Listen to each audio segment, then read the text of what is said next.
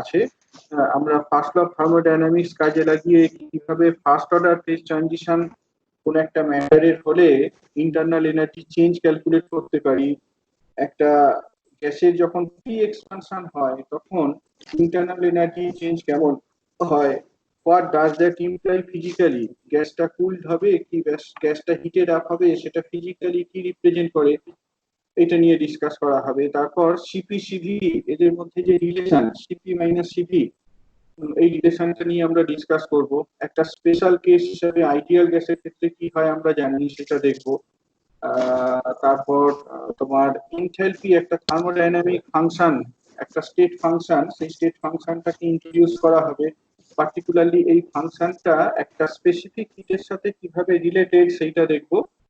এগুলো সবই first law of thermodynamics এর একটা অ্যাপ্লিকেশন বলতে পারো। আর আরেকটা অ্যাপ্লিকেশন যেটা তোমরা করেই এসেছো, ফার্স্ট ল অফ থার্মোডাইনামিক্স কাজে লাগিয়ে কিভাবে আমরা একটা আইডিয়াল গ্যাস যদি অ্যাডিয়াবেটিক প্রসেস আন্ডারগো করে তার ইকুয়েশন অফ স্টেটকে লিখে ফেলতে পারি। PV to the power gamma equals to constant, এই রিলেশনটাকে আমরা ডিরাইভ করবো using the first law of thermodynamics. এইগুলো পরীক্ষার ভিউ পয়েন্ট থেকে মোর ইম্পর্টেন্ট। প্রথম পার্টটা যেটা বলছি সেটা কনসেপ্টটা ডেভেলপ করার জন্য ইন্টারেস্টিং আছে। ফলো করো, কোথাও কোনো কোয়েশ্চেন থাকলে অ্যাট দ্যাট ইনস্ট্যান্ট রেজ করো। স্ক্রিনটা দেখা যাচ্ছে না? স্ক্রিনটা দেখতে পাচ্ছ সবাই? হ্যাঁ স্যার। ওকে, চলো। As you know that first law of thermodynamics is basically the conservation of energy, consequence of conservation of energy. First law of thermodynamics এ আমরা বেসিক্যালি এই principal of conservation of energy একটা থার্মোডাইনামিক সিস্টেমের ক্ষেত্রে কেমন হয় সেটা কি বলি। তাহলে এটাকে consequence of principal of conservation of energy বলা যায়। এখানে বেসিক্যালি আমরা যেটা বলি সেটা এইরকম, variation in energy of system during any transformation is equal to the amount of energy the system receives from the environment. আবার বলছি কথাটাকে, কোন একটা থার্মোডাইনামিক সিস্টেম ধরো একটা স্টেট থেকে আরেকটা স্টেটে যাচ্ছে, একটা থার্মোডাইনামিক ট্রান্সফরমেশনের কথা কনসিডার করো। এই থার্মোডাইনামিক ট্রান্সফরমেশনের সময় সিস্টেমের এনার্জির যে ভেরিয়েশন, সেই এনার্জি ভেরিয়েশনটা সিস্টেমটা সারাউন্ডিংস থেকে যে এনার্জিটা রিসিভ করে তার সাথে সমান। এই বক্তব্যটা থেকে খুব পরিষ্কার এটা nothing but the principal of conservation of energy. একটা সিস্টেমের যে এনার্জি চেঞ্জ হচ্ছে সেইটা exactly equal to the energy that the system is receiving from the surroundings. So this is basically a principle of conservation of energy. কিন্তু এখানে এই যে দুটো ফ্রেজ ইউজ করা হলো, এনার্জি অফ দ্য সিস্টেম, আর আরেকটা ফ্রেজ যেটাকে গ্রিন দিয়ে মার্ক করা আছে, energy the system receives from the environment, এইগুলো খুব ক্লিয়ারলি ডিফাইন্ড নয়। If I ask you the question, what do you mean by energy of a system? I think you do not have any precise answer or you cannot explain the term energy of a system. Similarly, যদি জিজ্ঞাসা করা হয় what do you mean by energy that the system receives from the environment, এটারও খুব clear interpretation at this moment তোমাদের কাছে নেই। আমরা এখানে বেসিক্যালি এই দুটো ফেজকেই কতগুলো স্লাইডের থ্রুতে এক্সপ্লেন করব। এনার্জি অফ দি সিস্টেম আর energy that the system receives from the environment during a transformation, এই দুটো ফেজকে আমরা ইলাবোরেটলি ডিসকাস করব। সেটা করতে গিয়ে আমরা প্রথমে একটা মেকানিক্যাল কনজারভেটিভ সিস্টেমের কথা কনসিডার করছি। Let us consider a purely mechanical conservative system. What is mean by that? Conservative system মানে কি বোঝায়? যেখানে তোমার টোটাল এনার্জিটা মেকানিক্যাল সিস্টেম বলছি। একটা মেকানিক্যাল সিস্টেমের এনার্জি বলতে আমরা কি বুঝি? মেকানিক্যাল সিস্টেমের এনার্জি বলতে বোঝায় sum of the kinetic energy and potential energy of all its constituents. একটা সিস্টেমের মধ্যে ধরো n সংখ্যক মলিকিউলস রয়েছে, তাহলে এই সিস্টেমটার মেকানিক্যাল এনার্জিটা প্রত্যেকটা মলিকিউলের কাইনেটিক এনার্জি এবং পোটেনশিয়াল এনার্জি সামের সাথে সমান। কনজারভেটিভ সিস্টেম বলছি, এই কথার মানে কি বলতে চাইছি?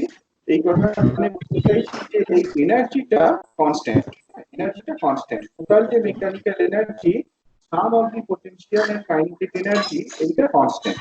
তাহলে এইখানে যে কথাটা বলা হলো for a purely mechanical conservative system, The energy of the system means the sum of the potential and kinetic energy of all of its constituents.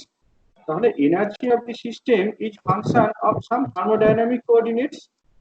একটা সিস্টেমের যে এনার্জি, সেই এনার্জিটা তাহলে থার্মোডাইনামিক কোঅর্ডিনেটস এর ফাংশন হবে। ওকে, এক মিনিট জাস্ট। হ্যাঁ, energy of the system is a function of thermodynamic state বা dynamical state of the system. এখন ধরা যাক সিস্টেমের উপর কোন রকম এক্সটার্নাল ফোর্স কাজ করছে না। যেহেতু এটা একটা কনজারভেটিভ সিস্টেম, যে কথাটা আমি আগেই বলে দিলাম, যেহেতু এটা কনজারভেটিভ সিস্টেম, সিস্টেমের উপর যদি কোন রকম এক্সটার্নাল ওয়ার্ক কাজ না, এক্সটার্নাল ফোর্স যদি কাজ না করে, তাহলে সিস্টেমের টোটাল মেকানিক্যাল এনার্জিটা কনস্ট্যান্ট থাকবে। In absence of external force on the system, the total mechanical energy of the system will remain constant. এখন যদি সিস্টেমের উপর কোন একটা ফোর্স কাজ করে তাহলে কি হবে সেটা দেখবো। তার আগে এই কথাটাকে একটু ডিসকাস করা আছে, দেখে নাও। Consider two states A and B of an isolated system. একটা আইসোলেটেড সিস্টেম নাও, সেই আইসোলেটেড সিস্টেমের এ হচ্ছে একটা স্টেট, এ একটা স্টেট, আর বি আর একটা স্টেট। ক্লিয়ার? এই হচ্ছে দুটো সাকসেসিভ স্টেপ। এখন U A is the energy when the system is in state A. সিস্টেমটা যদি এই এ স্টেটে থাকে তাহলে তার এনার্জিটা হয় UA. On the other hand সিস্টেমটা যদি বি স্টেটে থাকে তাহলে তার এনার্জিটা হয় ইউবি। তাহলে আমরা বলতে পারি absence of any external force UA is same as UB. সিস্টেমটা একটা থার্মোডাইনামিক প্রসেস আন্ডারগো করছে, আই মিন একটা স্টেট থেকে আরেকটা স্টেটে যাচ্ছে, but there is no external force. তাহলে সিস্টেমের টোটাল যে মেকানিক্যাল এনার্জি, সেই মেকানিক্যাল এনার্জিটা একই রকম থাকবে। এখন যদি কোনো একটা ফোর্স সিস্টেমের উপর কাজ করে তাহলে কি হবে? when some external force acts on the system, not necessarily UA R UV সমান হবে। একটা এক্সটার্নাল ফোর্স যদি সিস্টেমের উপর কাজ করে তাহলে it has the capability to do some work, either the work is done on the system or the work is done by the system, right? Accordingly আমরা সেইটাকে পজিটিভ বা নেগেটিভ হিসাবে ট্রিট করে এসেছি। একটু যদি রিক্যাপ করো, আগের ক্লাসটাতে আমরা বলেছিলাম if the work is done by the system it is taken to be positive, if the work is done on the system it is taken to be negative. তাহলে এখানে যে কথাটা বলা হচ্ছে যে একটা সিস্টেমের উপর যদি কোনো রকম এক্সটার্নাল ফোর্স কাজ না করে, আমি যদি এরকম পিওরলি মেকানিক্যাল একটা কনজারভেটিভ সিস্টেমের কথা কনসিডার করি, তার দুটো সাকসেসিভ স্টেট এ এবং বি, এদের যে এনার্জি সেইটা একই রকম হবে। ইউ এ এই ভ্যালুটাও যা, ইউ বি এই ভ্যালুটাও তাই। এরপর যদি কোনো একটা ফোর্স সিস্টেমের উপর কাজ করে, ধরা যাক সিস্টেমের উপর একটা ফোর্স কাজ করছে যাতে করে সিস্টেমটা স্টেট এ থেকে স্টেট বি তে যাচ্ছে, সেক্ষেত্রে কিন্তু U A are U B not necessarily to be equal. ধরা যাক minus L is the work perform by the external force during the transformation from initial state A to the final state B. আমরা ধরে নিচ্ছি যে external ফোর্সটা minus L কাজ করছে। সেটা যদি হয় তাহলে নিশ্চয়ই the work is done by the system. এক্ষেত্রে আমরা ধরে নেব যে সিস্টেমটা ওয়ার্ক করেছে। সিস্টেমটার উপরে যদি ফোর্সটা কাজ করে এবং সেটা যদি তোমার মাইনাস এল ধরি, তাহলে সেইটাকে সিস্টেম দ্বারা যদি ওয়ার্ক ডান বলতে হয়, that will be treated as plus L. তাহলে জিনিসটা এরকম দাঁড়াচ্ছে যে সিস্টেমটা তোমার স্টেট এ থেকে স্টেট বি তে যাচ্ছে, স্টেট এ থেকে স্টেট বি তে যাচ্ছে। স্টেট এ যে এনার্জি, স্টেট এর এনার্জিটা হচ্ছে সাম ইউএ, আর স্টেট বি এর এনার্জিটা হচ্ছে sum U B. In absence of external force, কাজে কি কোনো রকম ওয়ার্ক ডান ছিল না, তখন ইউএ ইউবিও তাই। এটা তো একটা কনজারভেটিভ সিস্টেম।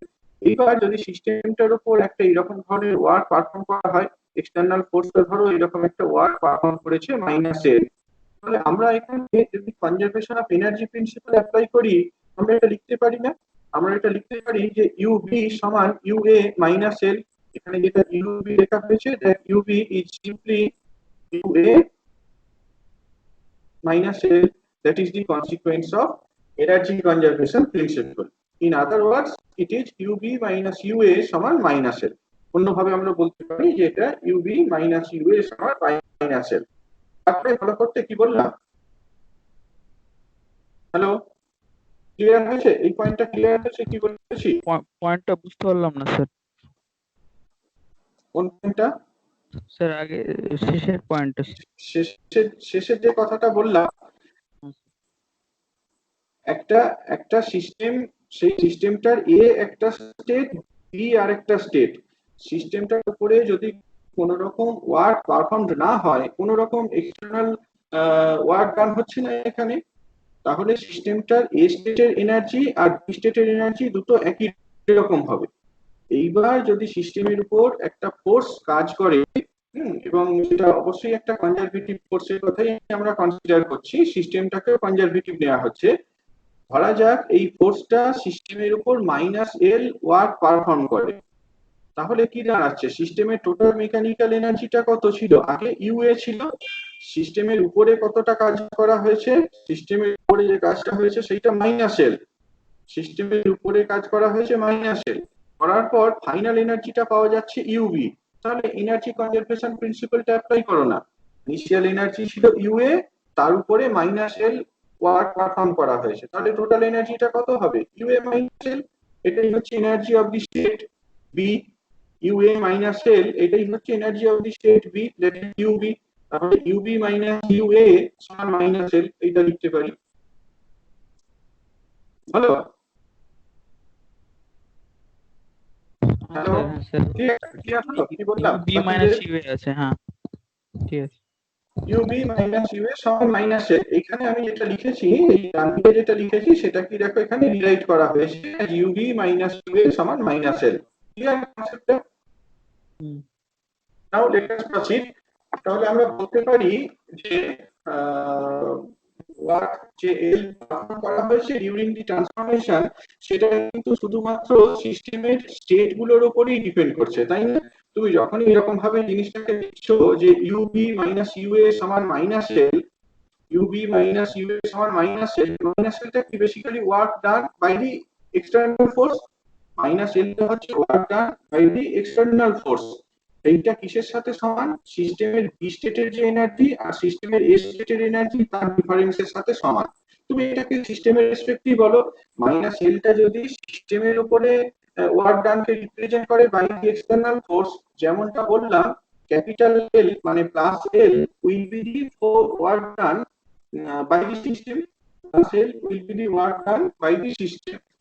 Okay, তাহলে এখানে দেখতে পাচ্ছ work done by the system in this case depends on the state, the state A, সিস্টেমের স্টেট আর সিস্টেমের যে এ স্টেট, এদের উপরই ডিপেন্ড করবে। আমি সিস্টেমটাকে এ স্টেট থেকে বি স্টেটে কিভাবে নিয়ে গেছি তার উপরে ডিপেন্ড করবে না। Keep in mind, we are considering an isolated system. There are no other mechanism of exchange of energy. এখানে জাস্ট একটা ফোর্স দেওয়া হয়েছে, সিস্টেমটার উপরে একটা ফোর্স দেওয়া হয়েছে যাতে করে সিস্টেমটাকে এ স্টেট বি স্টেটে নিয়ে যাওয়া সম্ভব। এই দুটো মানে একটা স্টেট থেকে আরেকটা স্টেটে যখন ট্রান্সফরমেশন হচ্ছে, সিস্টেমটা দ্বারা ওয়ার্ক ডান, এইটা কিন্তু সিস্টেমের ইনিশিয়াল স্টেট আর ফাইনাল স্টেটের উপরেই ডিপেন্ড করছে। কিভাবে আমি সিস্টেমটাকে ইনিশিয়াল স্টেট থেকে ফাইনাল স্টেটে নিয়ে গেছি সেই পার্টিকুলার প্রসেসটার উপরে ডিপেন্ড করছে না। ওকে, assume we don't know the laws of interaction among the various mass points of a dynamical system. খেয়াল করে দেখো তো, যদি UA বা UB আমাদেরকে বের করতে হয়, তাহলে কি করতে হবে? UA বা UB এইটাকে কিভাবে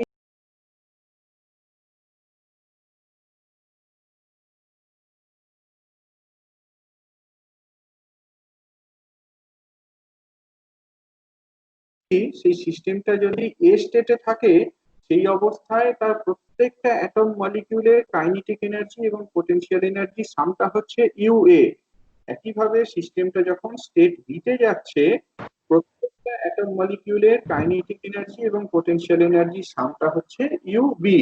তো ন্যাচারালি ইউএ বা ইউবি এইগুলোকে আমরা ক্যালকুলেট করে ফেলতে পারি না যদি আমরা লজ অফ ইন্টারাকশনটা না জানি। হ্যাঁ হ্যাঁ বলো। স্ক্রিন দেখা যাচ্ছে না। এই রে, তাহলে আবার আমাকে ডিসকানেক্ট করতে হবে। ওকে, ভয়েস তো হচ্ছে। তাই? হ্যাঁ স্যার। আচ্ছা, ঠিক ঠিক আছে, আমি করছি, রিকানেক্ট করছি। ওয়েট করো, আমি আবার কেটে আবার